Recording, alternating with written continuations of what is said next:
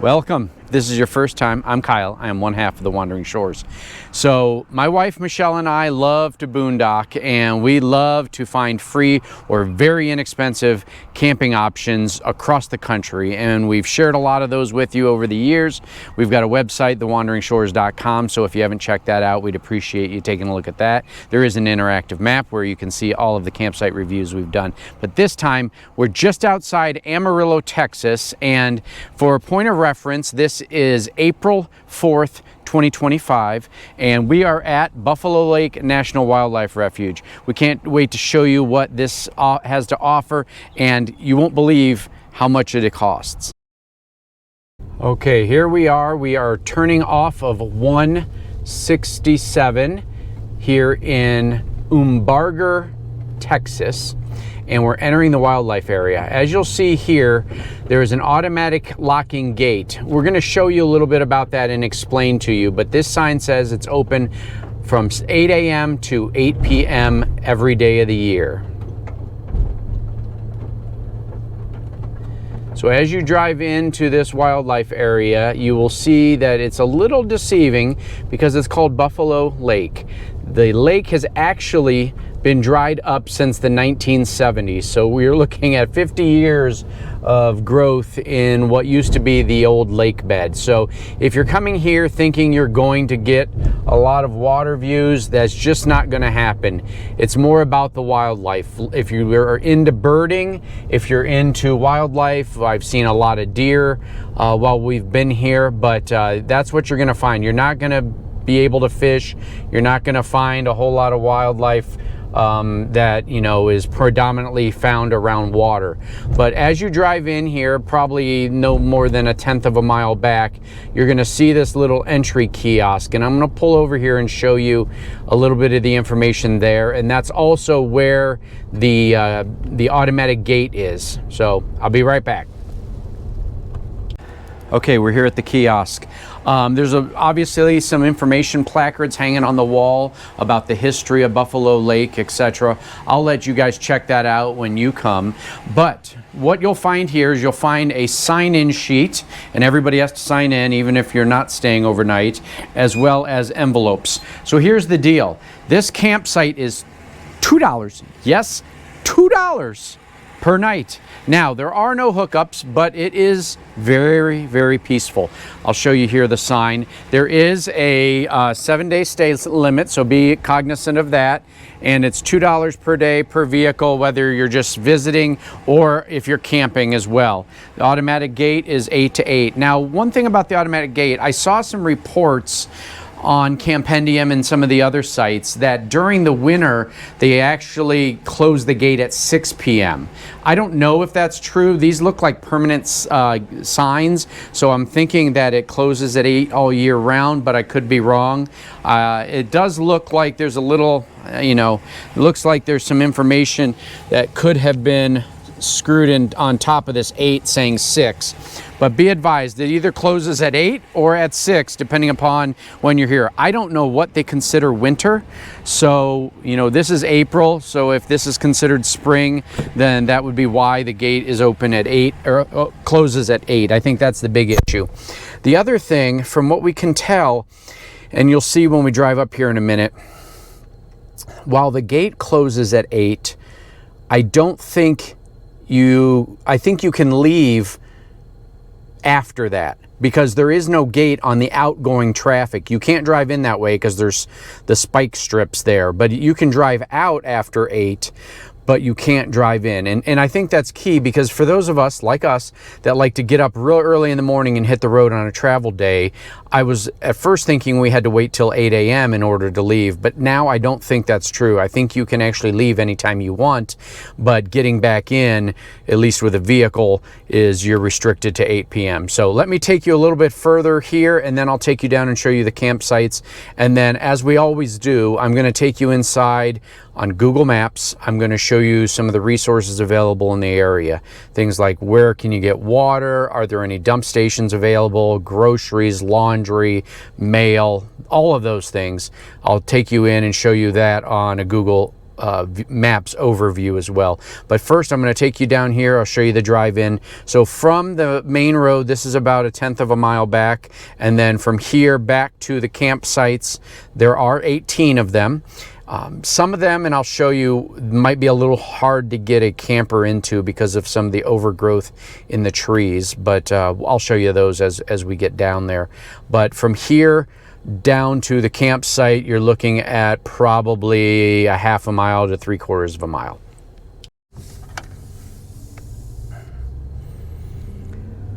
Okay, as I mentioned, we're here at the beginning of April of 2025. For the most part, Michelle and I have been the only ones in the camping area. There was a van that was there one night, but it was gone the next morning. So here's the automatic gate. You can see off here to the right the actual automated system of it. But over here on the left, there is no slide gate or any type of automatic arm. So, you know, be advised that that is one of the restrictions as far as getting back in here. Now, as you come to this fork in the road, you can go to the birding and hiking trail. There's about 1.5 mile hiking trail here. It's pretty good. I mean, there's nothing spectacular about it, but if you like to get out and walk and peace and quiet and look at wildlife, this is the place. As you can see also, we're going to go to the right here where the camping and picnic area is. This is a gravel road and it is very well maintained. Really no washboarding at all that we found. And we've driven the whole length of it all the way down to the other end of the scenic auto tour. That's another probably 2 or 3 miles beyond the camping area. But there's not a whole lot. There's some informational placards sharing information about the area, but there's no water, which is what we were hoping to find maybe at the very end, but we were unsuccessful. If you enjoy free camping and boondocking across the United States, well, we've got a lot more for you. If you haven't already, checked out thewanderingshores.com, and we have an interactive Google map there where you can see all of the spots we've done campsite reviews of, as well as things to do in the area.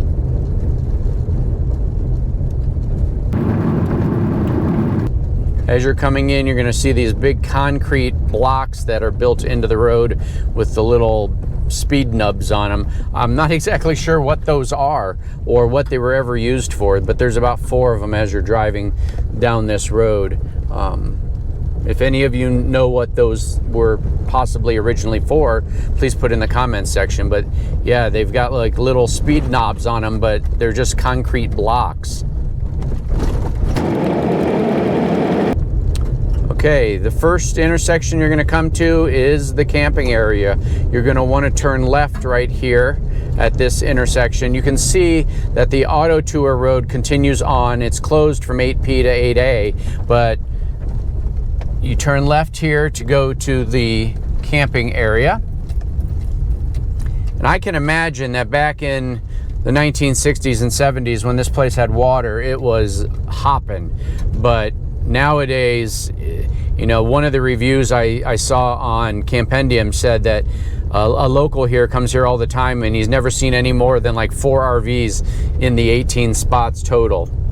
So as you kind of veer to the right, you're going to start seeing the campsites on the left. Now, this first campsite isn't a good representation because it doesn't have a picnic table anymore, but they do have concrete picnic tables. You cannot have any type of charcoal or open wood fire, so be advised of that. It's propane stoves only here at the camping area.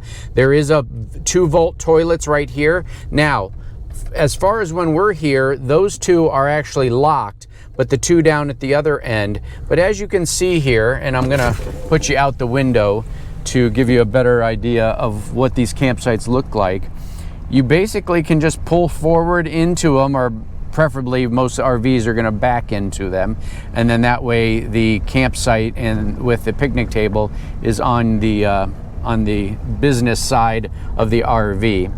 But as you can go here, like this site right here, I'll point out, these branches are hanging pretty low, so you're going to have a hard time trying to get an RV into there without potentially scratching the roof membrane. So be advised, not all of these are easy access for RVs. We are only about 10.5 to 11 feet tall, so we've got a little bit better option. But if you're a big fifth wheel or something, there's a few of these that you're going to have to rule out. There we are. As you can see, we're just flying solo here today.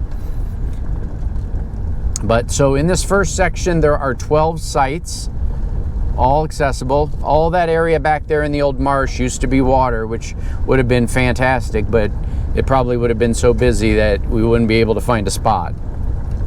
Again, you are about 29-30 miles away from Paula Duros Canyon State Park, and you're about 30 to 40 miles southwest of Amarillo. Really very accessible for anything you want to do in the area. There are 2 handicap accessible camping sites, and then here is the other pit toilets, and those are open and super clean. And then there's a little loop here, so if you come all the way down here and you are just kind of assessing, it's actually easier to back into the sites going the opposite direction anyway. So we drove all the way down here initially, and these are 2 picnic areas that can be used for educational or meeting areas by reservation, I guess. I don't know how you reserve those. There's been nobody accessible at the visitor center, and most days the visitor center is actually, the gate is locked. But today it was unlocked. I went up there, and then the door to the visitor center was locked. So I don't think there's too much presence here of rangers. We haven't seen one drive down here either. But there is a 7-day stay limit. But again, for $2 a night, you can't beat it. Especially if you can't get into the state park. You're only about 25 minutes away from the state park, and you can stay here for way cheaper than you could at the Texas state parks. But so that's a tour of the camping area. I'm going to take you inside and show you a little bit more about the overview of all the resources available. And all right, everyone, we are inside now. I'm going to give you an overview of the Buffalo Lake Wildlife Refuge outside of Amarillo, Texas. So here is the giant state of Texas. We're going to zoom in on all of these little stars right here. Now, there is the city, or the town, I guess, of Umbarger. And here you will see the wildlife area. Now, I did the intro. Let me go over to satellite view. I did the intro right about there is the main sign. You'll drive in on Lake Drive, and then right here is the information station where you're going to want to make your payment and fill out the information. Then you're coming in, and there is the split in the road that I talked about in the video. You're going to come down Lake Road, and you're going to come over here. There are all the boondocking areas right there. Now, talk about resources in the area, and that's why we're here. Right there in the boondocking area, right in this pull-off, there is a dumpster. So if you're looking to get rid of trash, it's super easy, super convenient. So that is option number one for dumpsters for your garbage. Now, when you're talking about other resources available in the area, let me switch you back to the standard map. Most of them are going to be found over here in Canyon, which is about 15-20 minutes away, or one over here in Hereford, I think is how they're Hereford. I don't know how they pronounce it, but let's talk about what's available for you in Canyon. Canyon, Texas, you've got grocery stores, you've got the United Supermarket, and again, all of these items that we're talking about here in this video or in this overview are going to be linked in the video description. So we're talking about groceries. We've got a Walmart Supercenter right there. We've got a United Supermarket right there. So those are going to be your 2 primary resources for groceries. There are 2 laundries in town as well. So if you need that, Palo Duro Maytag Laundry as well as Buffalo Coin Laundry. While we were there, we used the Buffalo Coin Laundry. It is very nice, fairly reasonably priced, and we highly recommend that. Now, one of the other resources that you're very limited on, but is available in the area, is propane. One option is over here in Hereford. There is a Tractor Supply company that will refill propane tanks. And I assume they have an exchange program as well, but we don't do exchange programs. We just fill ours each time we need to. The other option is going to be right up here. You've got Family Camping Service Center. Again, link in the video description. That is an RV dealership. Let me pull you up here and just show you the overview. RV dealership. Right there in the parking lot is the propane fill station. I think at the time of filming, they charge about $4 per gallon, which is about what everybody else is charging, Tractor Supply, etc. Now, when it comes to filling up with water, that's a hard one, folks.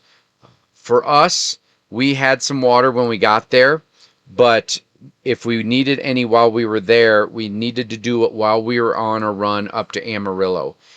Here at my new favorite gas station nickname, Tootin' Totem, right here in Amarillo at the highway exit. I'll zoom in. You can see Interstate 40 right here, the Tootin' Totem. Now, let me take you down. I think this should allow us to go down to Street View right there. And right here at the end of, well, right here in the middle, really, right by that garbage can, between number 3 and number 4, is a water spigot that we filled up with. Now, I'm not going to tell you it's potable water, but I can safely say that I believe that it's the exact same water that they use inside in the fountain machines. So there's a good chance that it is potable, but they just don't list it that way. But we had no problem filling up our water bladder while we were there. I don't know that it would be all that easy to fill up an RV and pull it in there, but you could try by checking it out. That's really the resources that are available in the area. There is obviously a post office here in Canyon City, and if you needed to drop anything off. Oh, one other thing, and I don't have it marked here, I don't think. If you're looking to order anything from Amazon, this UPS store right here is listed as an Amazon delivery location, as well as I think there's another business in the area that does it as well. So if you want to get any Amazon, you can go on to Amazon Locker Finder, and that UPS store will allow you to pick up your Amazon deliveries at no cost. So that's a great resource also available in the area. I appreciate you supporting the channel. If you like this content, please give us a thumbs up and think about subscribing. We're going to have a lot more free camping throughout the rest of this season, as well as the close to 100 that we've already done on our website and on our YouTube channel.